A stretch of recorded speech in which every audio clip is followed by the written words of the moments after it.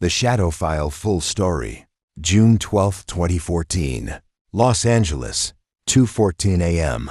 Inside the federal building on Wilshire Boulevard, a security guard found an envelope on the lobby floor. No fingerprints, no return address, just one handwritten label, for the division that knows.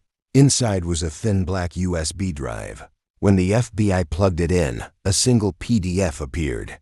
The Shadow File, PDF. 19 pages. No metadata. No author. No creation date. Like it had appeared out of nowhere. But the first line changed everything. If you're reading this, I'm already gone. The second line, do not close this file. Do not archive it. Because once it disappears, so will you. Agents thought it was a prank until they scrolled to page 2. A photograph of a woman, age 27, dark hair, green eyes. Name underneath, Elena Murphy, missing since 2008. The official case said, left home voluntarily. No foul play. Case closed. But under her photo in this file, someone wrote, she didn't run. She was taken. And below that, she is still alive. The room went silent because the next 5 pages showed details no outsider should have known. Video stills, private autopsy notes, handwritten journal excerpts, GPS data from her final 36 hours, things that were never made public, things only someone inside the original investigation could have seen. Part 2, The Silent Hunter. Page 7 showed the grainy image of a man, or something that looked like a man, tall, wearing a featureless white mask, 2 small holes for eyes, nothing else, no mouth, no markings, just a blank human shape that felt wrong. Under the image was a single sentence. This is the one who follows. FBI analyst froze, because that same mask had appeared in 3 other missing person reports. A Tunisian immigrant in New York, 2004. A Japanese exchange student in Seattle, 2006. A Houston cab driver, 2007. Different cities, different years, different backgrounds, no connection. Or so they thought. But page 8 showed something chilling. A table listing all 4 victims' final movements. The last entry read, all 4 discovered the same truth. But the column describing what they discovered was redacted. A thick black rectangle. Even digitally, the redaction was unbreakable. Who hid it, and why? Part 3, Elena's final day. Page 9 was a scan of a notebook. Elena's handwriting. Shaky, uneven, written in panic. It said, I'm being watched. Not by a person, by something organized.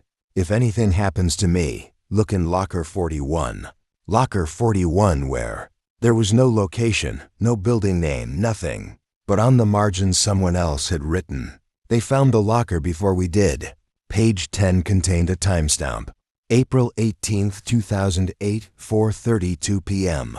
The last CCTV recording of Elena, walking fast, holding her phone tight, checking over her shoulder every few seconds. Behind her, at the edge of the frame, the white mask, barely visible. Still, watching. She doesn't see him, but the camera does. The file then states, she realized the truth too late, but she left something behind. Left what?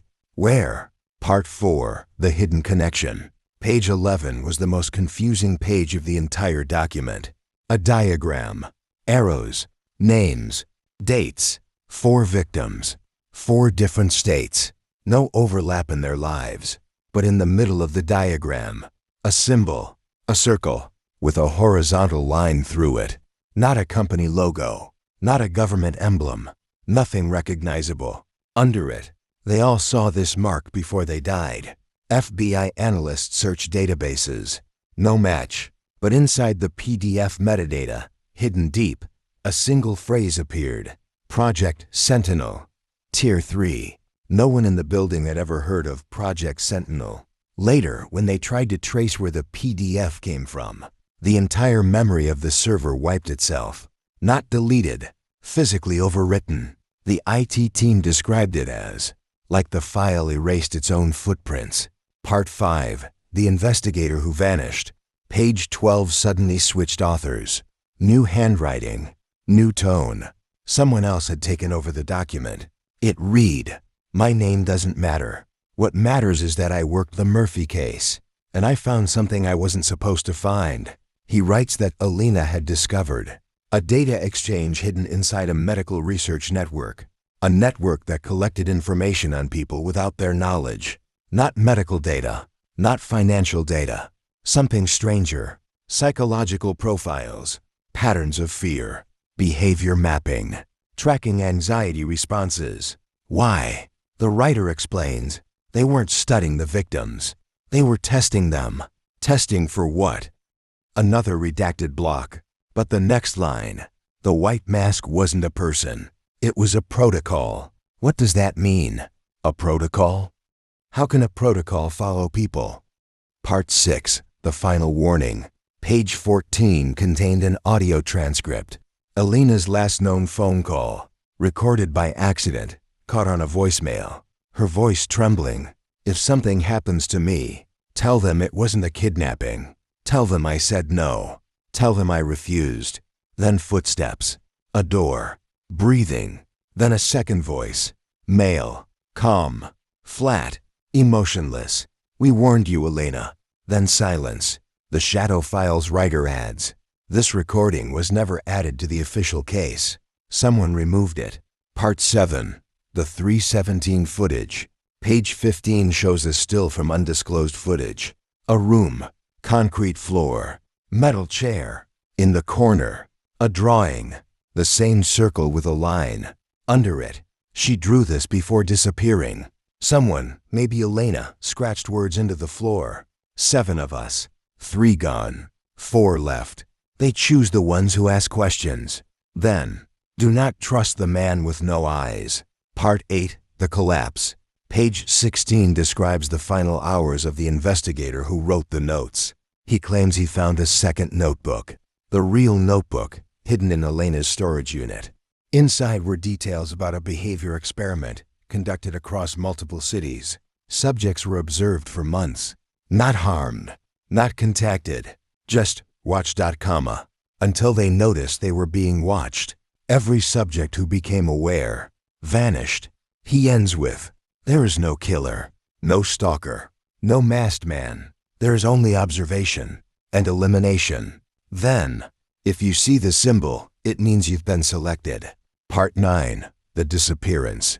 Page 17. A security camera timestamp. June 11, 2014, 4:03 p.m. A man, believed to be the investigator, enters a parking garage. A figure wearing the white mask steps into frame. Then the footage glitches, skips 3 seconds. When it resumes, both men are gone, never seen again. Part X. The end that isn't an end. Page 18. If you have read this far, they already know. Page 19. A blank page. Then, slowly appearing at the bottom, as if typed in real time. Look behind you, and the file shuts itself. Closed.